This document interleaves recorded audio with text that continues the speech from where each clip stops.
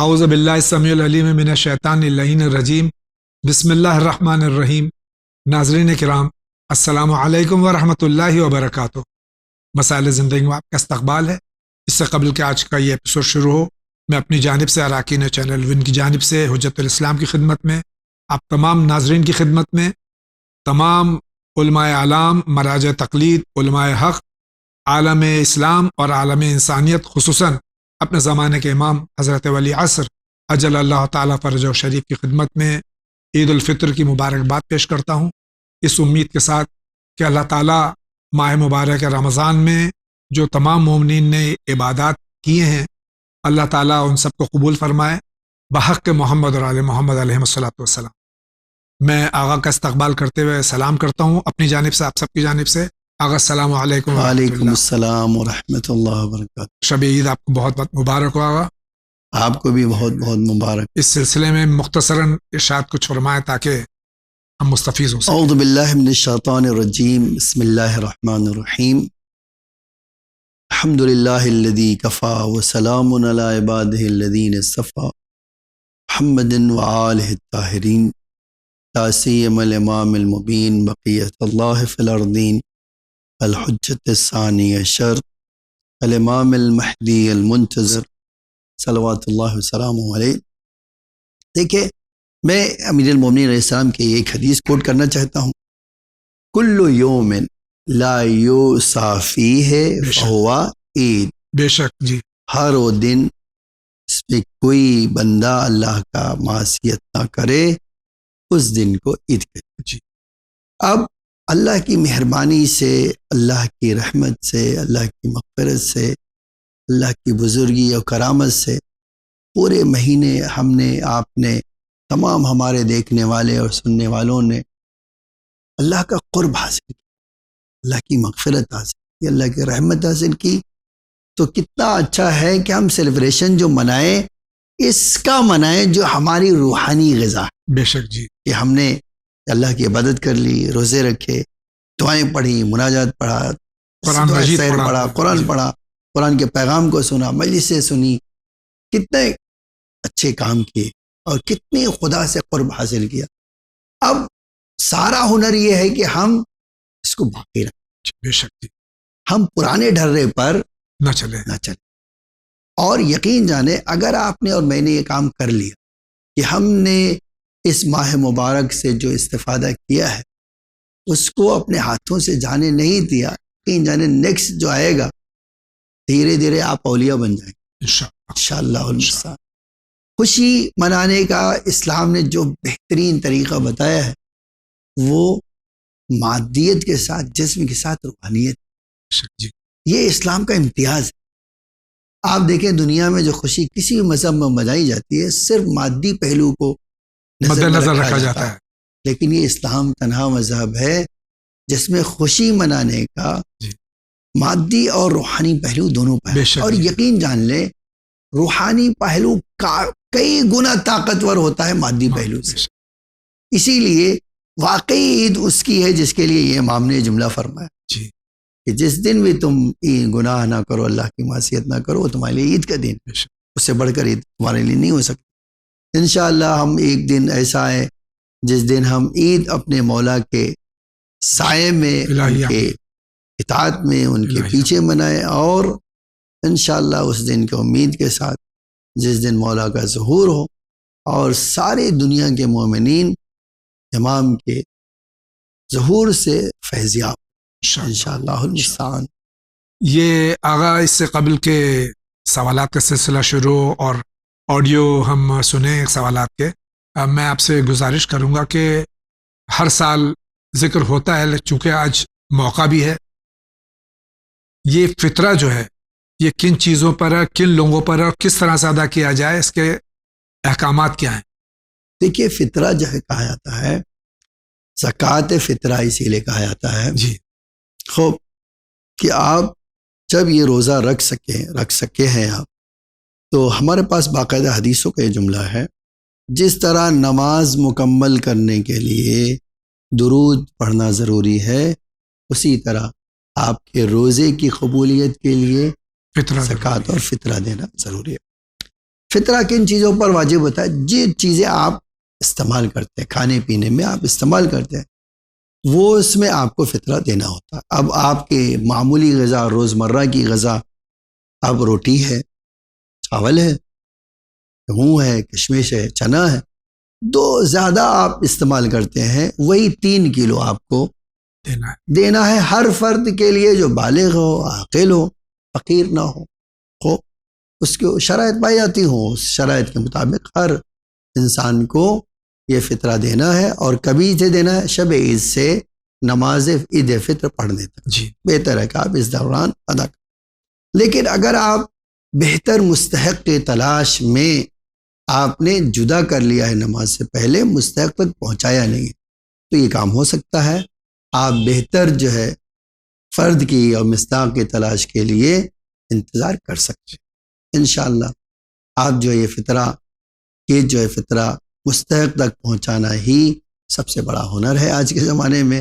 اور واقعاً ہمیں عید کے موقع پر، اس خاص موقع پر ہرگز یہ بات نہیں بولنا چاہیے کہ ہمیں فطرہ نکال کر غریبوں تک۔ آغاز میں ایک وضاحت میں چاہوں گا کہ ابھی آپ نے فرمایا کہ بالغ جو گھر میں نابالغ ہیں یا نوزائیدہ بچہ اسی وقت پیدا ہوا ہے، یا گھر میں جن کا نہ کھانا کھلا رہے نوکر ہیں، آپ کے ملازم ہیں، تو وہ آپ کے مستقل ملازم ہے گھر میں جو 24 گھنٹے رہتے ہیں آپ کے ساتھ میں، چاہے وہ مسلم ہو یا غیر مسلم ہو، کیا ان کے لیے فطرہ نکالنا ضروری ہے؟ ہمارے پاس ایک قانون ہے اس بارے میں۔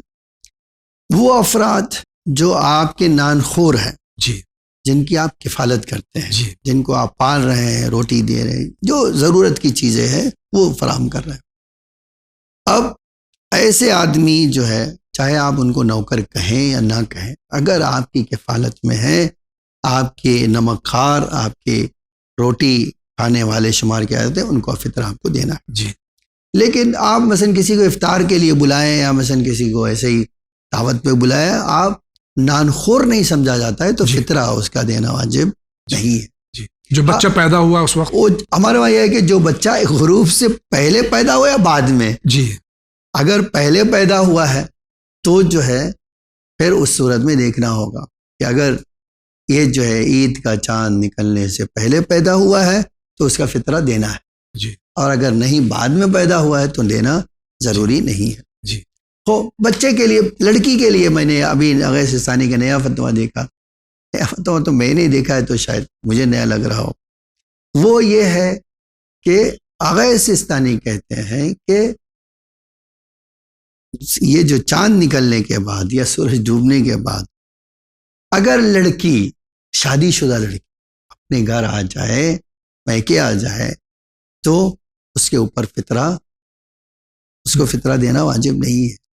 یعنی یہ بات دیکھ رہی ہے، پھر سے میں واپس ریپیٹ کر دیتا کہ اگر کوئی لڑکی، شادی شدہ لڑکی چاند نکلنے سے پہلے، شب عید ہونے سے پہلے گھر آ گئی تو شوہر کے اوپر فطرہ نہیں ہے، باپ کے اوپر فطرہ۔ اگر وہی شب عید پہنچ گئی سسرال چاند نکلنے سے پہلے، تو وہاں پر شوہر کے اوپر واجب ہوگا، باپ کے اوپر نہیں۔ مہمانوں کے لیے ہمارے پاس خاص قانون ہے کہ اگر آپ کہ وہاں کوئی آیا اور آپ نے مہمان ایکسیپٹ کیا تو آپ کے اوپر فطرہ واجب ہے۔ میزبان دے گا بھی تو کافی، مہمان دے گا بھی تو کافی نہیں ہوگا۔ لیکن یہی آتا ہے مثلا ڈرائیور ہے آپ کا، یا مثلا آپ کے گھر کی نوکرانی ہے، یا کچھ ایسے لوگ ہیں جو ایگریمنٹ کے مطابق آپ مثلا دوپہر کو کھانا ان کو کھلائیں گے، آپ کی نوکرانی ہے، ایگریمنٹ کے مطابق آپ کھانا 3 ٹائم اس کو کھلائیں گے، ان کا فطرہ نہیں ہے، ان کا فطرہ ہے جو آپ کے نانخور مانے جاتے ہیں، جو معاہدے کے تحت نہیں آتے۔ تو جو معاہدے کے تحت ہے تو ان کا فطرہ نکالنا نہیں ہے۔ جو غیر معاہدے کے تحت آپ کے نانخور ہیں، آپ ان کو مہمان سمجھتے ہیں، آپ کے گھر والے سمجھتے ہیں، گھر کی فرد سمجھتے ہیں، ان کا فطرہ واجب۔ بہت بہت شکریہ۔ یہ مختصراً فطرے کے بارے میں یہاں مولانا نے ارشاد فرمایا۔ ایک بات اور اپنی طرف سے وضاحت کرتا ہوں، آپ نے جب یہ بات کہی ہے، فطرہ کوئی خاص رقم معین نہیں کر سکتا، اس لیے کہ جو انسان جو اناج کھاتا ہے، جس کوالٹی کا کھاتا ہے، وہی 3 کلو ہر فرد کے حساب سے اس کو دینا ہوگا۔ یہ بھی نہیں ہو سکتا کہ مثلا ایک آدمی کہے کہ بھائی چاول 100 روپے میں ہے، باسمتی 110 میں ہے، اور مثلا فرض کر لیے کولم 50 روپے میں ہے جی تو آدھا کولم نکال دوں آدھا باسمتی. جی نہیں, اگر آپ باسمتی کہتے ہیں تو باسمتی ہی دینا کریں. ہوگا. جی اسی طرح گیہوں میں بھی آپ جو کھاتے ہیں وہ دینا ہوگا. جی. جتنے روپے کھاتے ہیں وہ 3 کلو. یہ ایک البتہ یہ الاؤڈ ہے کہ آپ فطرے کے چاہے پیسے دیں چاہے اناج. دے دیں. اب ایک بار نکال دیا تو کرنسی کو بدل نہیں سکتے. جی بہت بہت شکریہ آغا. اسی کے ساتھ میں دیکھتے ہیں سب سے پہلے سوال کہاں سے. السلام علیکم مولانا صاحب. ہمارا سوال یہ ہے کہ ہم جو فطرہ نکالتے ہیں وہ کس کو دیں اور اس سال کا فطرہ کتنا ہوگا آپ ہمیں بتا دیجئے. فطرے میں کیا صرف پیسہ ہی ہم نکال سکتے ہیں یا پیسے کے بدلے ہم اناج نکال سکتے ہیں؟ اور ہمارا سوال دوسرا یہ ہے کہ جیسے ہم کسی کو جب فطرہ دیتے ہیں تو کیا ان کو ہم یہ بتا کر دیں کہ یہ فطرہ ہے یا ایسے دے سکتے ہیں کہ ہماری طرف سے کوئی گفٹ ہے ایسا بول کے دے سکتے ہیں؟ تو آپ ہمارے سوال کا جواب ضرور دیں. شکریہ. خدا حافظ. آپ نے تفصیلاً ارشاد فرمایا لیکن جو دو باتیں کہ کس کو دیں اور بتا کے دیں یا نہیں بتا کے دیں. نہیں, کوئی بتانے ضروری نہیں ہے. جی. اور یہ فطرہ جو ہے فقراء مساکین کو دیا جاتا ہے, مومن ہو. مومن ہو. جی. اور ان کو جو ہے دینا ضروری ہے کہ جی. جو فقیر ہوں جی. اور مسکین ہوں جی. ان کو دیجیے. بہت بہت شکریہ. اگلا سوال دیکھتے ہیں کس کا ہے. میرا نام اپنو ہے, میں جمشید پور جھارکھنڈ سے بول رہا ہوں. مولانا صاحب اور جاوید بھائی کی خدمت میں میرا سلام. مولانا صاحب, میں زی چینل کے بارے میں گفتگو کر رہا ہوں. شاید زی چینل لگ بھگ 12 سالوں سے اسلامی دینی خدمت دنیا بھر میں پیش کر رہا ہے. یہ چینل سارے اسلامی بھائی کا چینل ہے اور اللہ کو اس چینل سے زیادہ ترقی دے. میری طریقے بات اس چینل کو ہمیشہ دیکھتی ہیں جس سے ان کے علم میں بہت اضافہ ہوا ہے. وہ ہمیشہ ان چینل کی خدمت کرتی رہتی ہیں. وہ خود ایک گورنمنٹ ٹیچر تھی. 2021 میں وہ ریٹائر ہو گئی ہیں. ان کا نام سرینا بانو ہے جو آپ کے آفس میں درج ہے. میں ان کا خبر اور ان کی طرف سے ضرور کروں یہ سوال ہوتے ہیں آپ کو بھیج رہے ہیں. السلام علیکم. یہاں ایک بات میں ہر ایپیسوڈ میں دہراتا ہوں, یہ چینل آپ کا چینل ہے اور چینل ون جو خدمات انجام دے رہا ہے, ہمارے علماء کرام, ہمارے یہاں جو اینکرز ہیں, ہمارے یہاں جو اسٹاف ہے, یہ دن رات محنت کرتا ہے. ہمارے ٹرسٹیز ہیں, دن رات محنت کرتے ہیں تاکہ پیغام انسانیت, پیغام اہل بیت علیہم الصلوۃ والسلام پوری دنیا میں پیش کیا جائے اچھی طرح سے. یہ کب ممکن ہے؟ جب آپ اس کی اعانت کریں, اس کی مدد کریں. یہ اس عید کے موقع پر آپ ہرگز نہ بھولیے کہ چینل آپ کے ڈونیشن سے چلتا ہے. آپ ڈونیشن دیجئے, سہم امام ہیں, ڈونیشن ہے, آپ کے سجیشنز ہیں. ہر ممکن آپ تعاون کیجئے چینل ون کا تاکہ دن دونی رات چوگنی ترقی کر کے پیغام اہل بیت یعنی پیغام انسانیت دنیا میں اور بہتر طریقے سے پیش کر سکے. آئیے دوسرے سوال کی طرف جاتے ہیں. السلام علیکم. میں لاہور سے بول رہی ہوں. میں ہر چیز سے خمس نکالتی ہوں. میرے گھر میں جو چیزیں موجود ہیں پر دوا پہ بھی نکالتی ہوں تو دوائی گھر میں کچھ زیادہ ہی ہو رہی ہے. تو کیا دوا پہ خمس نکالنا ٹھیک ہے یا نہیں؟ اس کا جواب ہمیں کب تک ملے گا؟ خدا حافظ. جواب آج ہی ملے گا کہ جو دوا ہمارے پاس ہے, جو بچ گئی ہے, جو ہم دوا استعمال کرتے ہیں, کیا اس پہ بھی خمس ہے؟ جی ہاں, اس میں بھی خمس. جی. ہر وہ چیز جو بچت میں آتی ہے, اس چاہے وہ دوا ہو یا نمک ہو, جی, اس کے اوپر خمس دینا ہوگا. جی شکریہ آغا. اگلا سوال دیکھتے ہیں کہاں سے. السلام علیکم. میں سید ساجد حسین جے پور سے بول رہا ہوں. جاوید بھائی اور مولانا صاحب کو السلام علیکم.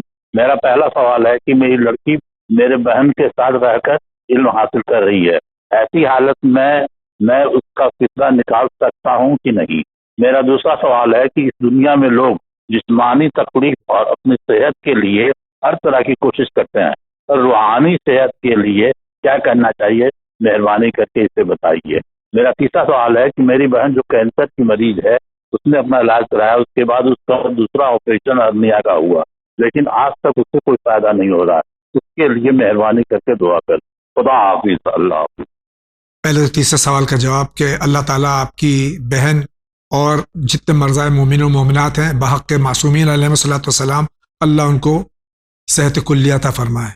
اللہ امین انشاءاللہ. پہلا سوال جو ہے ان کا کہ ان کی بیٹی جو ہے ان کی بہن کی یہاں ہے, وہیں پر رہتی ہے, تو کیا دیکھیے یہ معیار فطرہ- بتا دیا ہم جی نے، آپ نے بتایا جی یہ بتا دیا کہ دیکھیے اگر نانخور ہے جی یعنی وہ کفالت بہن کر رہی ہے تو آپ کے اوپر واجب ہی نہیں ہوگا، جی تو بہن ہی کو ادا کرنا پڑے گا. لیکن اگر بہن کے وہاں نانخور نہیں ہے، مہمان کے لحاظ سے رہی ہے اور مہمان آپ پیسے بھیج رہے ہیں، فرض کر لیجیے آپ کفالت کر، تو اس صورت میں یقینی بات ہے کہ وہ ذمہ دار جو ہے بہن ہے، اس کے اوپر لاگو نہیں ہوگا. جی یہ ایک بات تو یہ جی ہے. دوسری بات ہم جو ہے اسی کے بارے میں فطرے کے بارے میں جی. بات کر رہے تھے.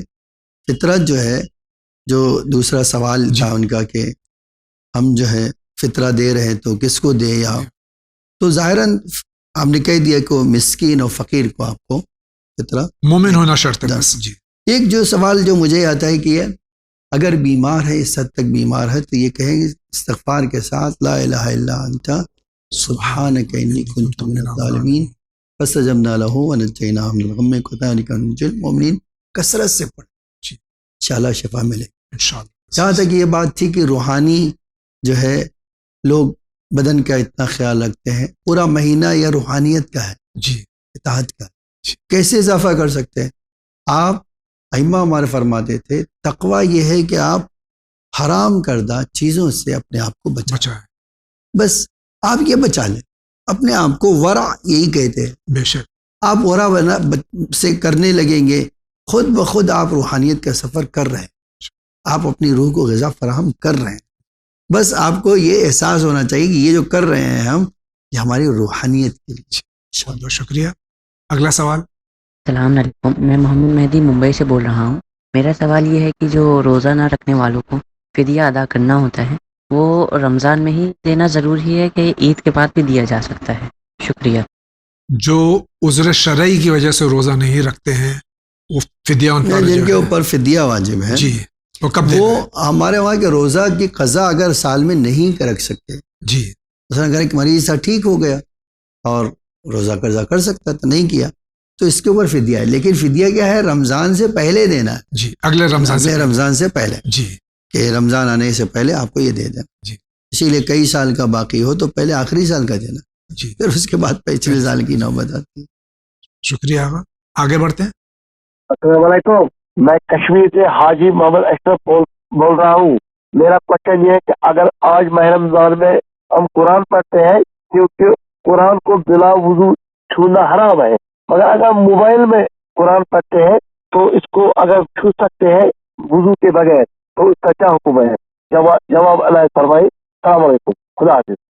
قرآن مجید جو کتابی شکل میں اس کے حروف پہ ہاتھ لگانا بغیر طہارت کے حرام ہے، لیکن اگر جو موبائل میں ہم کرتے ہیں کیا اگر آپ سے خود پوچھا جائے جی کہ آپ قرآن کے حروف کے ٹچ کر رہے ہیں کہ موبائل کے اسکرین کو ٹچ کر رہے ہیں، ظاہر ہے. ظاہر سی بات ہے، یہ نور ہے، جی یہ نور سے ریفلیکٹ ہو رہا ہے حروف. جی تو نورانی حروف مادی نہیں ہے کہ آپ ٹچ کر سکتے. جی تو آپ جو ٹچ کر رہے ہیں وہ اسکرین ہے جی موبائل کی، جی جس پہ وہ حروف ظاہر ہو رہے ہیں، جی. اس لیے اس میں کوئی مسئلہ نہیں ہے. شکریہ. آگے بڑھتے ہیں. جاوید بھائی اور مولانا صاحب کو میرا سلام عرض. میں سنبل سے سسٹر بول رہی ہوں. میرے دو سوال ہیں. پہلا سوال یہ ہے کہ روزے کی حالت میں اگر میلاد ہو تو کیا اس میں ہم عطر لگا سکتے ہیں؟ اور دوسرا سوال یہ ہے کہ اگر روزہ ہے تو کیا اس میں لپسٹک لگا سکتے ہیں؟ اچھا خود ہم دونوں سوال کو جوائن کر دیتے ہیں کہ روزے کی حالت میں پرفیوم لگانا اور خاتون کا لپسٹک لگانا کیسا ہے؟ دونوں صحیح ہے. جی. آپ عطر بھی لگا سکتی، پرفیوم بھی لگا سکتی ہے. اسی طرح لپسٹک کھانے پینے میں نہیں آتی ہے، جی آپ لگا سکتے ہیں. شکریہ. آپ کا کیا سوال ہے؟ السلام علیکم مولانا صاحب، کیا روزے کی حالت میں بلڈ ٹیسٹ کرا سکتے ہیں؟ اب یہ اگلے سال کے لیے سوال ہے کہ کیا روزے کی حالت میں بلڈ ٹیسٹ کرا سکتے ہیں؟ کہ آپ جو ہے بالکل کرا سکتی ہیں، انجیکشن جی. لگوا سکتے، سب کرا سکتے. جی شکریہ. اگلا سوال. علیکم مولانا جاوید بھائی، السلام علیکم. آپ کو پورے ٹیم کو السلام علیکم. روزہ نماز قبول ہو، عبادت قبول ہو، دعا میں یاد رکھیے. میں پونا سے نرگس بول رہی ہوں. میں یہ بولتی ہوں کہ یہ جو اپنا خطبہ ہوتا ہے جمعہ کا، اس کے بعد ہم ڈائریکٹ ظہر کی نماز پڑھیں گے کہ عصر کی پڑھیں گے؟ تو مجھے بتائیے پلیز. دعا میں یاد رکھیے. خدا حافظ. یقینی طور پر جی ظہر جمعہ پڑھی جاتی ہے، یعنی اگر جمعہ نہیں پڑھے تو عورت پڑھ رہی ہے ظہر پڑھے گی، جی پھر عصر پڑھے گی. جی خطبہ جمعہ زہر کے لیے کفایت نہیں کرتا ہے جب تک آپ جمعہ نماز نہ پڑھیں. جی. تو خطبہ پڑھنے کے بعد اگر آپ گھر میں خطبہ سن کے پڑھ رہی ہیں تو زہر پڑھیے اور اس کے بعد میں اثر پڑیے. جی ہاں. جی شکریہ آغا. آپ کا سوال. السلام علیکم جاوید بھائی، آغا صاحب السلام علیکم. جاوید بھائی میں اشتیاق حیدر کراچی پاکستان سے بول رہا ہوں. میرا یہ سوال ہے کہ ہم جیسے قبرستان میں جاتے ہیں فاتحہ خوانی کے لیے، تو کیا ہم وہاں جو بات کرتے ہیں کسی سے، تو کیا قبر میں جو مدفون ہے وہ ہماری بات سنتا ہے؟ اس کی کوئی ایسی ہے حدیث وغیرہ؟ کائنڈلی پلیز مجھے اس کا بتائیے. بہت شکریہ. ہمارے پڑوسی ملک سے ہمارے بھائی کا سوال ہے کہ مومنین قبر کے اندر ہماری گفتگو سنتے ہیں جب ہم قبرستان. ارواح مومنین جی ہاں باخبر ہوتے ہیں. جی. اور وہ تو کیا میں نے تو روایت میں یہ دیکھا ہے کہ جب تشیع کرنے کے بعد لوگ پلٹنے لگتے ہیں تو ان کے قدموں کی آہٹ بھی سنتے ہیں، جوتوں کی آواز. اور جیسے دور ہوتی رہتی ہے ان کو یہ بھی احساس ہوتا ہے کہ دور ہوتے جا رہے ہیں. جی. اور یہ متفق بین الفریقین یہ روایت یہ ہے. بھی جانتے ہیں کہ ہمارے قبر پہ کون کھڑا ہے، جی کیا کہہ رہا ہے. جی. یہ سب جانتے ہیں کہ بصرو کل یوم حدید. جی. کہ آج جب تم مر گئے ہو تمہاری آنکھیں اتنی تیز ہے کہ دیوار مانے نہیں ہوگی. جی. اللہ اکبر. اس لیے شاید یہ قبرستان میں جو ہے دنیاوی باتیں نہیں کریں بلکہ یہ صالح ثواب کریں اور صرف قرآن مجید یا حدیث یا ائمہ طاہرین کی باتیں کریں، استغفار کریں، صلوات پڑھیں. استغفار کریں، صلوات پڑھیں. جی آگے بڑھتے ہیں. السلام علیکم، میرا نام سید ریاض حسین جعفری، میں ناگپور شہر سے بول رہا ہوں. علی جاوید زیدی صاحب کی خدمت میں اور ارانکین چینل ون کی خدمت میں نمائندگان کی اور حجت اسلام کی. مسئلہ ہے فطرے کے بابت، اگر کوئی شخص ماہ رمضان المبارک سے پہلے فطرہ دے دے تو کیا صحیح ہے؟ اور سوال کیا نمبر 2 کہ کیا ماہ رمضان المبارک میں اول اوسط آخر روزے 29 کے یا پہلے یا چاند 30 کے پہلے کیا فطرہ نکالا جا سکتا ہے؟ سوال کیا ہے اگر کسی برادران مومن مستحق بھائی کو قرضہ دے ماہ رمضان المبارک کے پہلے، جب فطرہ دینے والے شخص پر فطرہ واجب ہو جائے تو کیا وہ مومن برادر مستحق کو فطرے کی رقم اس کے قرضے میں شمار کی جا سکتی ہے؟ سوال نمبر 3 چاند کا مسئلہ جو آقا خوئی رحمۃ اللہ علیہ کے مقلد ہیں ان کی تقلید پر موجود ہے، زندہ مستحق کی تقلید پر وہ تقلید میں باقی ہے، اور ابھی چاند سعودی اور ایران میں دوسرے ملکوں میں نظر آیا تو کیا ان پر کیا حکم ہوگا؟ اور 29 چاند ثابت ہونے پر عید منائے اور اس طرح آقا شیطانی دامازم کے نزدیک افق کی کہہ دے. اپنے شہر میں چاند ثابت نہ ہونے پر روزہ رکھے. اگر گھر میں 2 طرح کے لوگ ہیں اور 2 عالم کے فتوے ہیں الگ الگ، تو ان کا حل بتائیں کہ وہ کیا کریں. جواب عنایت فرمائیں. شکریہ. خدا. آپ کیا فرماتے ہیں اس سلسلے میں؟ اس میں کوئی جو کہہ رہے ہیں یہ بالکل حقیقت ہے کہ بھئی ہماری شرعی ذمہ داری ایک جیسی تو سب کی نہیں ہوتی، جی الگ الگ ہوتی. تو جس کی ہوتی ہے وہ فالو کر، جی اس میں کوئی مسئلہ نہیں. جہاں تک رہا مسئلہ، آغا سیسانی کہتے ہیں ماہ مبارک میں رمضان آنے پر فطرہ دیا جا سکتا، جی لیکن وہ کہتے ہیں بہتر ہے شب عید چاند نمودار ہونے کے بعد اور عید کی نماز پڑھنے سے پہلے ادا کی. جی یہ بہتر ہے. جی. اب کوئی پہلے سے دینا چاہتا ہے تو اسی شرط سے دے سکتا ہے تو ابھی بتایا میں نے. جی. ہاں قرضہ دیا ہے اور جب واجب واحد حساب ہو سکتا ہے، جی ہاں وہ ہو سکتا ہے. جی ہاں جی بالکل ہو سکتا ہے. بہت بہت شکریہ. اور جہاں تک چاند کا مسئلہ ہے، آگے خوئی کے وہاں دنیا میں جہاں رات مشترک ہے کہیں بھی چاند نظر آیا دوسرے پوری دنیا کے لوگوں کے لیے چاند. بہت بہت شکریہ. آگے بڑھتے ہیں. السلام علیکم، میرا نام سید ریاض حسین جعفری، میں ناگپور شہر سے بول رہا ہوں. علی جاوید زیدی صاحب حجت اسلام صاحب کی خدمت میں بہت بہت سلام. ایک چھوٹا سی نیک مشورہ ہے. چینل وین کے ذمہ دار افراد سے درخواست ہے کہ جن حضرات کا سوال آپ مسائل زندگی میں لے رہے ہیں جواب کے لیے اگر ہو سکے تو بڑی مہربانی ان جناب یا محترمہ کے موبائل میں واٹس ایپ کر دے تاکہ مومنین کو سوال کا جواب بآسانی دکھایا جا سکے. اگر جواب دکھانا ہے تو یوٹیوب پر جانا پڑتا ہے اور ناظرین کو یوٹیوب چلانا دکھانا نہیں آتا. مسائل زندگی چینل کی بہت بڑی کامیابی ہے. اللہ کرے ظہور امام تک بلکہ امام زمانہ کے سامنے ساتھ ساتھ بھی یہ چینل کام کرے. آمین. ناظرین سے سید ریاض حسن جعفری اس چینل وین کی اور سید ریاض حسن جعفری چینل وین کی اپیل کرتا ہے کہ اس چینل کی مدد فرمائے. گویا جو بھی اس چینل وین کی مدد کرے گا گویا وہ امام کی روایت کے مطابق جو امام کی حدیث ہے جو مومنین چاہتے ہیں کہ وہ ہمارے حدیث ہے کہ جو مومنین چاہتا ہے کہ وہ ہماری ائمہ کی مدد کرے, اسے چاہیے کہ وہ ہماری روایات نشر کرے, ہمارے پیغامات کو مومنین تک پہنچائے. اور یہی کام ماشاءاللہ چینل وین کر رہا ہے اور بہت اچھا موقع ہے کہ ماہ رمضان المبارک ہے. ایک نیکی 1000 درجے کی طاقت رکھتی ہے اور چینل وین کی مدد فرمائے, ثواب اور 1000 درجہ ثواب رکھتا ہے. چینل وین کی مدد کرنا بہت بڑا کام ہے. مومنین سے درخواست ہے کہ وہ چینل وین کی بہت مدد فرمائے. شکریہ. خدا. جو آپ بروز منگل ٹیوزڈے کو سوال کرتے ہیں اگر اس سے پہلے کر دیا آپ نے تو وہ ہم شامل پروگرام کر لیتے ہیں اور جمعے کے دن اس کا جواب مل جاتا ہے. آپ کا بہت بہت شکریہ. آگے بڑھتے ہیں. میرا نام ابوذر حیدر ہے, میں کانپور یو پی سے بول رہا ہوں. میرے 3 سوال ہیں. مولانا صاحب اور جاوید بھائی کو میرا سلام. اور پہلا سوال یہ ہے کہ جناب ابراہیم جب پیدا ہوئے تھے بستی سے دور, وہاں سے کتنے دنوں بعد ان کے ماں باپ بستی میں لائے تھے؟ دوسرا سوال یہ ہے کہ جناب ابراہیم نے جناب اسماعیل جناب حاجرہ کو جب صحرا میں جا کے چھوڑ آئے تھے, وہاں نہ پانی تھا نہ کوئی پیڑ پالو تھے, صرف صحرا تھا.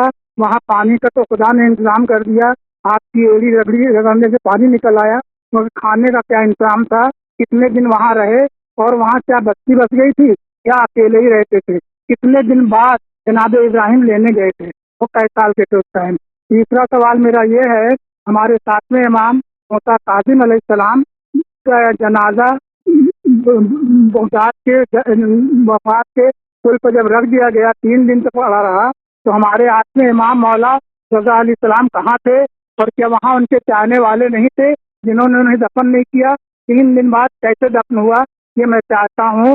میں ان چینل کے جتنے بھی لوگ کام کرنے والے ہیں آپ کے لیے دعا کرتا ہوں اور چاہتا ہوں کہ مولانا صاحب جاوید بھائی میرے گھر کے لیے, میرے دیش کے لیے, میرے ملک کے لیے, میرے صوبے کے لیے دعا کریں. سب خیریت رہے. خدا حافظ. پہلے تو ہم دعا کرتے ہیں کہ آپ کے خاندان والے, تمام مومن مومنات, تمام ناظرین, تمام سامعین, اللہ تعالیٰ سب کو اپنے حفظ و امان میں رکھے. تو پہلے محمد اور علیہ محمد علیہ الصلوۃ والسلام. ان کے جو 2 سوالات ہیں, تینوں سوالات یہ مسائل زندگی سے تعلق نہیں, یہ تاریخی سوالات ہیں. ہاں لیکن ہمارا تو ہمارا ہر سوال لیتے ہیں, ہر طریقہ لیتے ہیں, ورنہ آپ تو کہہ رہے ہیں کہ مسائل زندگی, اس میں کتنے مسائل ہیں زندگی کے, وہ تو آپ شاید فیصلہ نہیں. بہرحال یہ بھی ایک سوال ہے. ہاں دیکھیے, ہمارے پاس جو تاریخی شواہد موجود ہیں اور تاریخی حقائق میں پایا جاتا ہے وہ یہ ہے کہ 13 سال تک جناب ابراہیم کی ماں نے انہیں غار میں رکھا چھپا, اور 13 سال کے بعد اللہ کے حکم سے وہ شہر آئے. اب کتنے دن کے بعد, بعض روایتوں میں کہ ہر تیسرے دن جاتی تھی ملنے, کبھی رات کو کبھی دن کو, اور اللہ نے انتظام کیا تھا انہیں کے انگوٹھے میں وہ چوس کے بڑے ہو جاتے تھے. تو جنرلی جو تاریخی شواہد ہیں ہمارے پاس ایگزیکٹلی تو نہیں بتا سکتے, لیکن یہ کہتے 13 سال تقریباً وہ اس طرح وہ بابل کے پہاڑی گفا کے اندر رہے. تو اب جہاں تک سوال ہوتا ہے کہ دوسرا سوال تھا کہ جناب اسماعیل کو جو چھوڑ دیا وہاں, تو جب سفر کرنے گئے تھے تو تھوڑا پانی تھوڑا کھانا لے گئے تھے, اور جب چھوڑ رہے تھے تو جناب حاجرہ نے یہ کہا تھا کہ, تو جناب ابراہیم کی دعا آج قرآن میں موجود ہے کہ اللہ اپنی اولاد کو رب انی اسکنت ذریتی بواد غیر ذی زرع عند بیتک المحرم فجعلہ افئدۃ الناس تحوی علیہم وارزقہم. یہ پوری دعا موجود ہے کہ اللہ بے آب و گیاہ میدان میں چھوڑ رہا ہوں, ان کو فروٹس کھلانا. اور آج ہمارے پاس تاریخ کہتی ہے کہ جب یہ کھانا و پانی ختم ہو گیا جو جناب حاجرہ کے ساتھ اور جناب اسماعیل کے ساتھ دے کر گئے تھے جناب ابراہیم, تو جناب حاجرہ کا وہ واقعہ پیش آیا کہ بچے کی 7 بار دوڑی صفا سے مروہ, مروہ سے, اور دیکھا کہ پانی اسماعیل کے پیر کے نیچے سے ہی جاری ہو گیا ہے. اور جب یہ دیکھا تو پائیں اور اسی پانی اس کو خود بھی پیا اور پلایا بھی جی دونوں کو. اور اس کے بعد تاریخ کہتی ہے کہ جب یہ چیز ہوئی تو پرندے جو ہے پانی کی تلاش میں یہاں اڑتے ہوئے آئے. اچھا عربوں کو پتا تھا کہ پرندے جو کسی طرف جا رہے ہوں تو پانی ہونا ضروری ہے. تو قبیلے جہرم سے ایک آدمی آیا اسی بات کو چیک کرنے کے لیے کہ بھئی یہ دیکھا یہاں وہ ایک بچہ اور ایک عورت ہے اور پانی بھی ہے.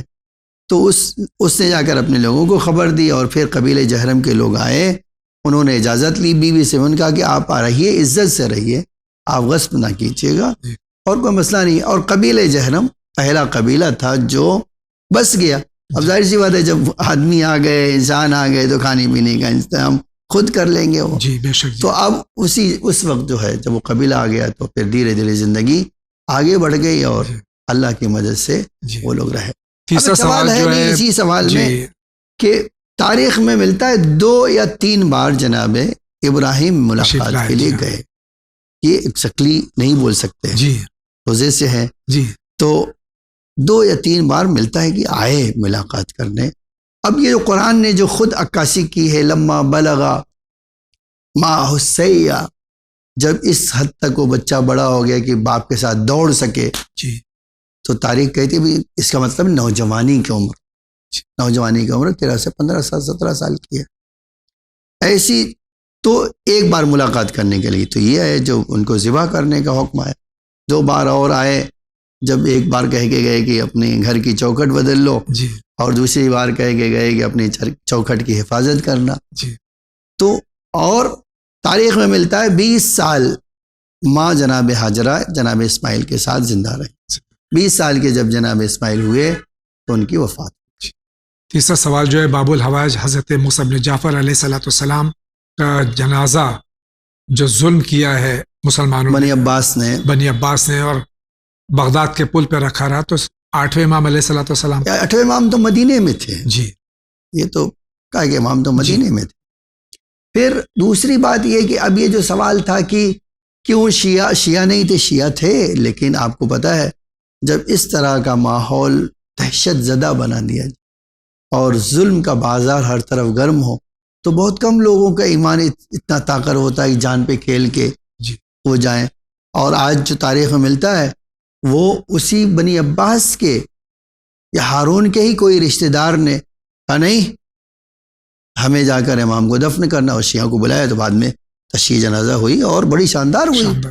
لیکن 3 دن کے بعد جب سارے لوگوں کو یہ خبر پہنچ گئی تو شیعہ جمع ہوئے اور اسی ہارون بنی عباس کے ہی کچھ لوگوں میں سے وہ لوگ بھی سامنے آئے اور امام تشریف لائے اور تدفین ہوئی. یہ ظاہراً جو ہے امام غسل کفن اور نماز پڑھنے کی. بے شک شکریہ آغا, آگے بڑھتے ہیں. السلام علیکم, my name is Shahrukh. I am calling you from Mumra. I just want to know the details, like I want to give Homs money, where I can transfer this amount. Thank you. Thank you for inquiring about Homs. There are details coming on your screen. Please notice it, and you may send the amount through these whatever is on your screen. آگے بڑھتے ہیں. السلام علیکم, میں ابو ربی عرب بھارت سے بول رہا ہوں. میرا سوال یہ ہے کہ ہمیں جو اینڈ آف سروس بینیفٹ ملتے ہیں, مگر ہماری جب نوکری ختم ہو جاتی ہے تو کمپنی ہمیں ایک فنڈ دیتی ہے, تو پروویژن فنڈ کہتے ہیں اسے. تو کیا اس پر خمس دینا ہوگا, کیونکہ یہ رقم اس کے لیے دی جاتی ہے کہ اگر بڑھاپے میں آپ کو ضرورت ہو پیسوں کی یا کسی وجہ سے, یہ آپ کے اولڈ ایج بینیفٹ ہوتے ہیں, تو کیا اس سے بھی خمس دینا ہوگا ہم نے؟ شکریہ. سوال کو مختصر کر دوں, پروویڈنٹ فنڈ پہ بھی کیا خمس ہمیں نکالنا؟ ہاں جو بچت مانی جاتی ہے اس پہ بھی, اور بچت پہ خمس. شکریہ, آگے بڑھتے ہیں. السلام علیکم مولانا صاحب, ہمارا سوال یہ ہے کہ جیسے جو حیض آتے ہیں یا تو 7 دن آتے ہیں, اور مطلب بیچ میں کبھی ایسا ہوتا ہے کہ 3-4 دن بھی آتے ہیں, یا حیض ایام جو ہوتے ہیں وہ 7 دن یا 10 دن تک ہوتے ہیں. تو مان لیجیے کہ اگر مجھے 3 دن تک حیض آتا ہے اور اس کے بعد مجھے حیض نہیں آیا, تو کیا میں چوتھے دن سے روزہ رکھ سکتی ہوں؟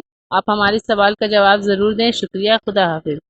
حیض کی کم سے کم مدت 3 دن, 7 دن, زیادہ سے زیادہ 10 دن. اس کے بعد میں استحاضہ اور جو احکام ہے इनका रोजा जो है, देखिए जो ये है ना सवाल, जी हर औरत अलग की क्वालिटी है जी, आदत क्या है, हाँ उनकी आदत क्या है। जी अगर आपकी आदत ऐसी है, कोई आदत ही नहीं है, जी आप मसलन फर्ज करें 3 दिन में भी पाक हो जाती हैं, 3 दिन तो कम से कम है, जी, और 7 दिन में भी पाक हो जाती है, 10 दिन में, तो आप जो आपकी आदत है उसके मुताबिक आपको अमल करना है। जी, अगर 3 दिन में हो 3 दिन में हो जाता, उसके बाद में आप पे रोजा वाजिब। हाँ 4 दिन में हो 4 दिन में, 7 दिन में 7। ये हर औरत को खुद तय करना हो जी कि वो उसकी माहाना आदत क्या है। क्या जी, शुक्रिया। आप फरमाइए क्या कहना चाहते हैं। मैं सैयद साजिद हुसैन जयपुर से बोल रहा हूँ। मकरूह और बातिल में क्या फर्क है जरा बताने की कोशिश कर रहे हैं। रोजा अगर आप पास और सहरी टाइम से नहीं किया जाता तो उसको लोग कहते हैं मकरूह हो जाती है, और नमाज 6 रकात मगरिब की, वो इशा की, वो सुबह की अगर बुलंद आवाज से नहीं पढ़ी जाती तो उसको लोग बातिल कहते हैं। जरा तफसील से इसको बताने की कोशिश करें। खुदा हाफिज़। सवाल को मुख्तसर कर दूं, मकरूह और बातिल में क्या फर्क है। देखिए मकरूह का मतलब होता है कि शरीयत ने अलाउड किया है ये काम, लेकिन नापसंद किया है जी, यानी उससे बहुत सवाब आपको नहीं मिलेगा जी, ऐसा नहीं बिल्कुल सवाब नहीं मिलेगा, सवाब मिलेगा, कम मिलेगा, यकीन, हाँ कम मिलेगा। बातिल का मतलब वो काम ही खराब हो गया, आपको कोई सवाब नहीं मिलेगा और आपको फिर से रिपीट करना हो। जी, अच्छा ये जो कह रहे हैं हमारा रोजा मकरूह नहीं होता मेरे भाई, आप ना हमारे यहाँ रोजा बंद होता है ना रोजा हमारे यहाँ खुलता है। आप जी, ये देखिए शहर का वक्त खत्म हो गया जी, तो खुद ब खुद आप नियत में आए तो बंद हो गया, जी, और सूरज डूब गया और मगरिब के मगरिब हकीकी हो गई जी, तो आपका रोजा खुल गया, जी, तो उसमें मकरूह क्या होगा। जी, तो ये तो गलत फहमी है जो मकरूह। हाँ अब ये एक बात है कि सुबह की जोर से बुलंद आवाज से पढ़ना है, मगरिब की बुलंद आवाज से पढ़ना है, इशा की, और आप जानबूझ के तो नमाज बातिल है, तो बातिल का मतलब फिर से पढ़िए जी। अब उसमें कोई रूह रियायत नहीं है, भूले से पढ़िए, भूल गए तो जब याद आ जाए तो आपको फिर से कंटिन्यू करना, वरना बकिया जो हो गया हो गया। नाज़रीन किराम इसी के साथ जा रहे हैं बहुत ही मुख्तसर से ब्रेक पे, आप कहीं नहीं जाइए, अभी हाजिर होते हैं।